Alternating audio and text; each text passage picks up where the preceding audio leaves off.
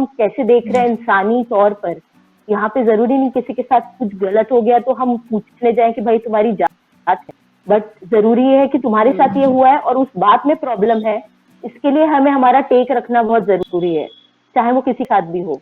As an individual आपको अपने आप को प्रूव करना चाहिए जेंडर के हिसाब से, अपने कास्ट के हिसाब से नहीं। I think we are living in 2020, the kind of year that we have lived in. I think it's about time that हम इस सबसे ऊपर उठ के एक as a society, as a community एक दूसरे का भला चाहे और एक दूसरे को अपलिफ्ट करें। Okay. Hi. So hi everyone, welcome to peepingmoon.com. I am Rashita Sahani and today we have with us the serious men and of course women of the Netflix film.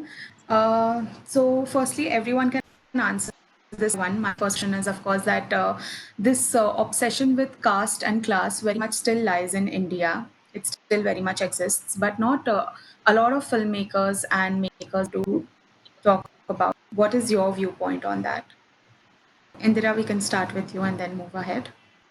Actually society में इतनी सारी चीजें होती हैं और cast और class को लेके जब भी हम बातचीत शुरू करते हैं उसी के साथ ही लोग अलग अलग रास्ता पकड़ लेते हैं, जोन पकड़ लेते हैं, अपने आप को बांट देते हैं। बट मुझे लगता है ये सिर्फ जी। उन्हीं के साथ नहीं होता है जो लोअर कास्ट है या कुछ है। जैसे मैं मिडिल क्लास फैमिली से हूँ, मैं तिवारी हूँ, बट अगर मैं आपको अपना एक्सपीरियंस कि मुझे बचपन में किस तरीके से बात किया गया या मुझे छेड़ दिया गया कभी कभी कुछ कुछ कह के, because of my colour, the way I am looking, तो उस तरीके से बहुत सारी चीजें सुनने को मिलती है। और सिर्फ यही नहीं कि उसको आप एज अ लोअर कास्ट बोलते हैं, बट आप किसी को एक तरीके से आप साउथ इंडियन, आप यही हो, आप वही हो, फिक्स करके उसके जैसे वो दिखते हैं उसके ऊपर बातें करना एज अ चाइल्ड मुझे बहुत अजीब लगता था शुरू में। और मुझे लगता था नहीं, मैं तो ब्राह्मण हूँ, उसके बावजूद ये सारी चीजें होती हैं, तो इट मीन्स बहुत सारी चीजें हैं सोसाइटी में, वाइस वर्सा चीजें बदलती हैं, हम अपनी ही दुख को लेकर बातें करते हैं। बट अगर ये चीज सोसाइटी में बात करने जाएंगे तो दंगे हो जाते हैं, लड़ाई हो जाती है, लोग अपना अपना टेक लेकर आते हैं। वहां पर इन चीजों को बहुत अच्छे तरीके से पुट करना जरूरी है विद अ वेरी इंटेलिजेंस, और इनको भी आहत नहीं होना चाहिए, लेकिन हमारी बात पहुंचनी चाहिए, क्योंकि बात शायद कास्ट और उसकी नहीं है कि हम पर्टिकुलरली एक बंदे को, बात यहाँ ह्यूमैनिटी की है। एज अ पर्सन हम कैसे देख रहे हैं इंसानी तौर पर। यहाँ पे जरूरी नहीं किसी के साथ कुछ गलत हो गया तो हम पूछने जाए कि भाई तुम्हारी जात है, बट जरूरी है कि तुम्हारे साथ ये हुआ है और उस बात में प्रॉब्लम है, इसके लिए हमें हमारा टेक रखना बहुत जरूरी है, चाहे वो किसी के साथ भी हो। तो मुझे ऐसा लगता है। और उसी तरीके से जैसे हमने ये फिल्म भी आई है, मैंने जितना लोगों से बात करी है, जिन्होंने मुझे बताया उनको फिल्म कैसी लगी, यही बात है कि मतलब सारी चीजें बहुत अच्छे से पुट अप हुई है, इसलिए शायद फिल्म पसंद भी आ रही है। और बोलते हैं ना, आप हल्के तरीके से अपनी बात को लोग सुनना भी पसंद करते हैं बिना किसी जजमेंट के, और उसको एक जोन में ले जाकर मतलब सिर्फ एक ही चीज नहीं होती, हर चीज मतलब विरोध करना ही सब कुछ नहीं है, उस बात को समझना जरूरी है। हो सकता है हमें डिफरेंसेस होंगे, बट हमें उन डिफरेंसेस को सेलिब्रेट करना आना चाहिए, ऐसा मुझे लगता है। जी बिल्कुल, very well sir. And Nawaz, आप उस पर कुछ ऐड करना चाहेंगे तो? आई थिंक इससे बढ़िया मैं बोल ही नहीं पाऊंगा जो इंदिरा ने बोला। She is what I thought. Okay, Shweta? I completely second with Indira what she said. Uh, I think end of the day it's about humanity. I think equality should not. I think you need not. Um, you need not feel sorry for somebody because वो lower caste से है या कोई उसके इसीलिए उसको ज़्यादा आप sympathize करें या उसे ज़्यादा, because then you're victimizing that person. I think एक individual level पर आपको लोगों को एक mutual respect होनी चाहिए, और एज एन इंडिविजुअल आपको अपने आप को प्रूव करना चाहिए जेंडर के हिसाब से, अपने कास्ट के हिसाब से नहीं। I think we are living in 2020, the kind of year that we have lived in. I think it's about time that हम इस सबसे ऊपर उठ के एक as a society, as a community एक दूसरे का भला चाहे और एक दूसरे को अपलिफ्ट करें।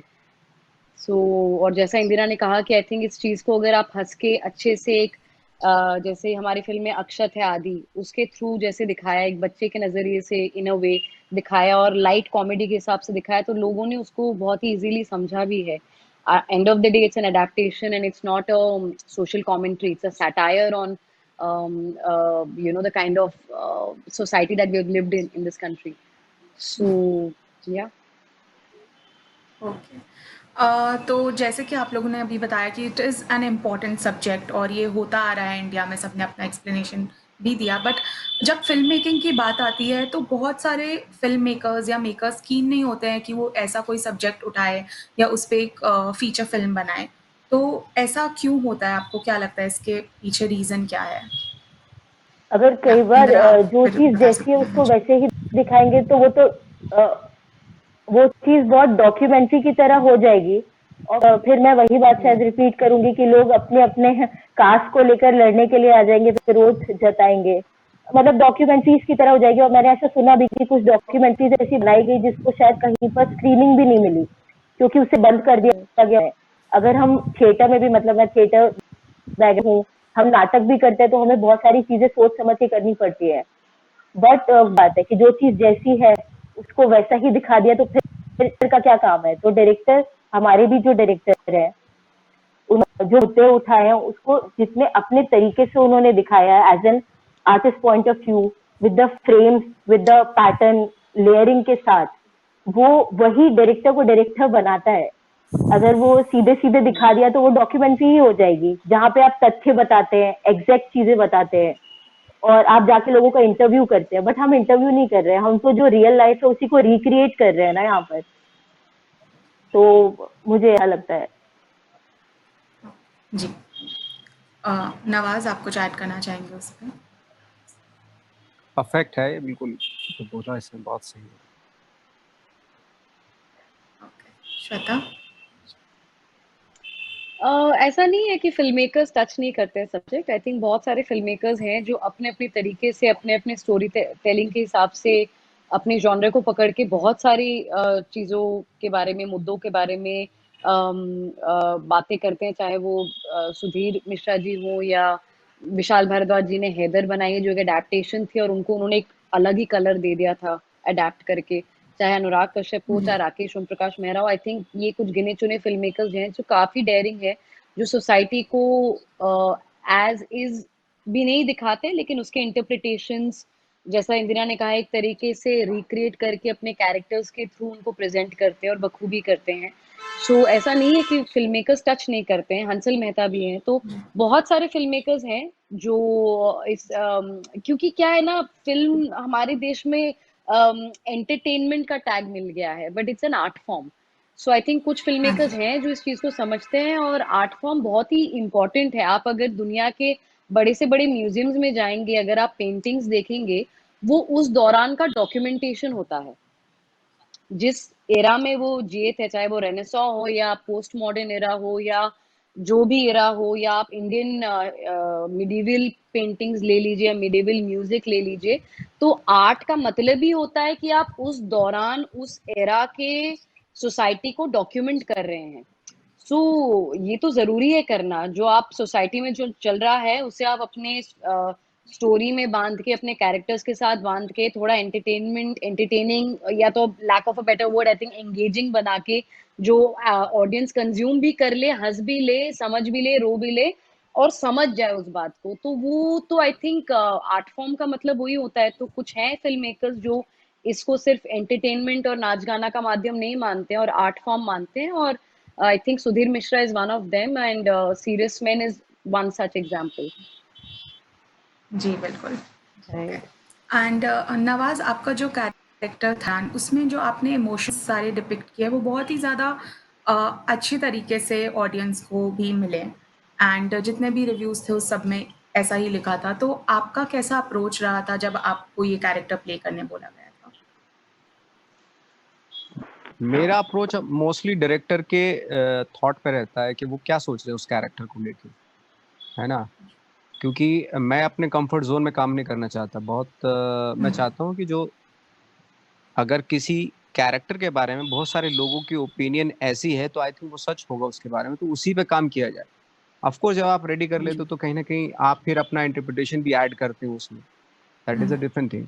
बट मोस्टली मेरा ये रहता है कि मैं कंफर्ट जोन में नहीं करना चाहता हूँ, बिल्कुल अपने आप को परेशान रखना चाहता हूँ ड्यूरिंग द शूट, और एक उस सच्चाई तक पहुंचना चाहते हैं कि जो वाकई उसकी सच्चाई, उस कैरेक्टर की सच्चाई, ना कि मेरी सच्चाई, है ना।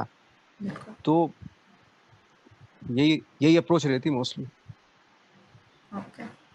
एंड इंदिरा, आपके लिए कैसा था ओजा प्ले करना? क्या डिफिकल्ट था? बिकॉज आप एक मॉरल कंपास की तरह आई एक फादर एंड सन के रिलेशनशिप के बीच में, एंड आपका जो कैरेक्टर है वो बहुत ही अच्छे से बाहर भी आया, लाइक देखने को मिला बहुत अच्छे से।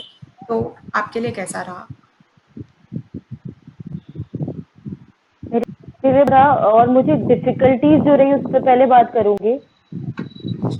हम आज सोसाइटी में जिससे रह रहे हैं, दिमाग में बहुत सारी चीजें चलती हैं हमारे, बट उस चीज को स्टॉप करके पर्टिकुलरली कुछ चीजों पे ध्यान अपना ले जाते हुए अपने काम को करना, ये डिफिकल्ट होता है। लाइक मतलब आपकी स्टोरी में भी ऐसा ही है कि जैसे वो सपोर्ट करती है, उसका बहुत एक ही छोटा उसका जो दायरा है, उसकी जो दुनिया है बाहर की तरफ नहीं है, उसकी दुनिया बस अय्यन है, बच्चा है, भलाई है, भगवान है और अपना घर है, और जहाँ वो रहती है वहां पर है। अगर कुछ बुरा होगा तो उसको फर्क पड़ता है, अगर वहां कुछ हुआ तो उसको फर्क पड़ता है, वो सरप्राइज हो जाती है। तो ये जो है, ये पुराने जमाने में हुआ करते थे ना, कुछ लोग जिनका भी नहीं होता है बाजू में क्या हुआ, इधर पे क्या हुआ, उसके घर में क्या हुआ, इसके घर में, ये प्ले करना थोड़ा डिफिकल्ट है, क्योंकि माइंड को कहीं ना कहीं आपको बताना होता है कि ज्यादा स्मार्ट नहीं है, ये भोली है, ये सादी है, सिंपल है। तो ये डिफिकल्टीज थी।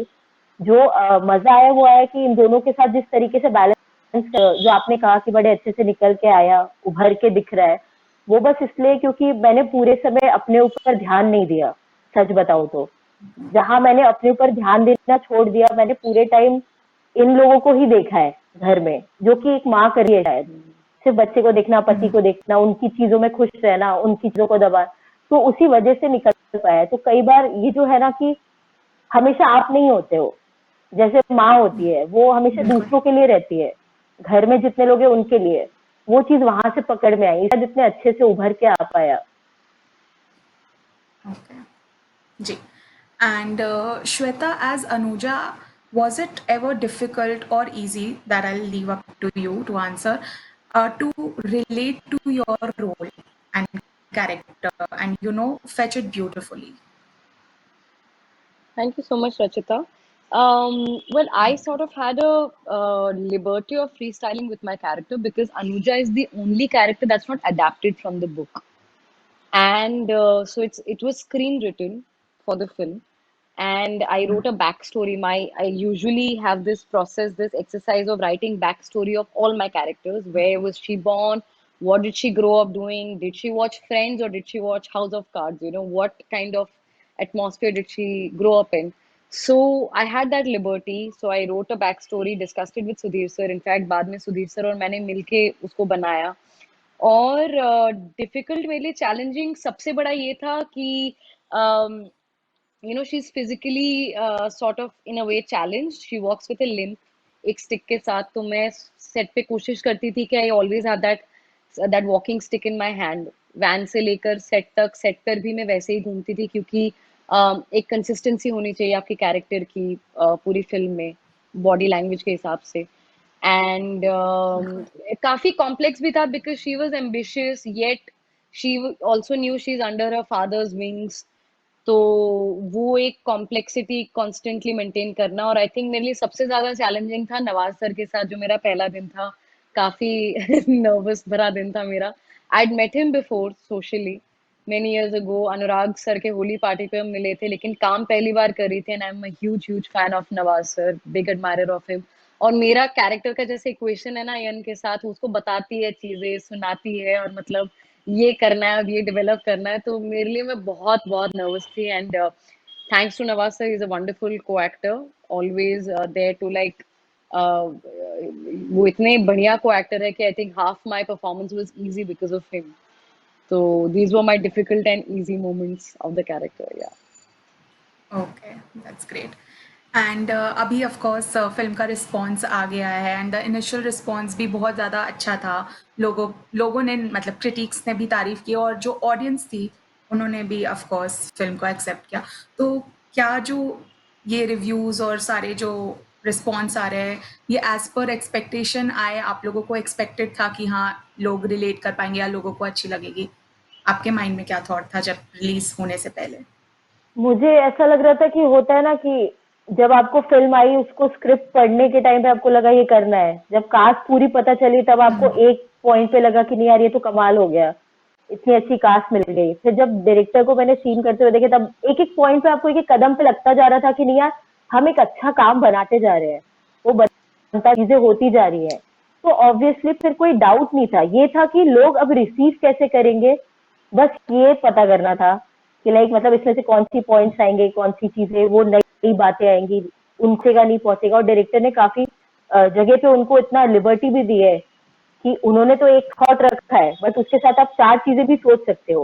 लाइक वहां पे कुछ कुछ पॉइंट्स पे आपको इमेजिन करने का भी स्पेस दिया है। लाइक एंड में लोग सोच रहे हैं उसके दिमाग में क्या चल रहा है, लेकिन वो सब अपना अपना इंटरप्रिटेशन कर सकते हैं।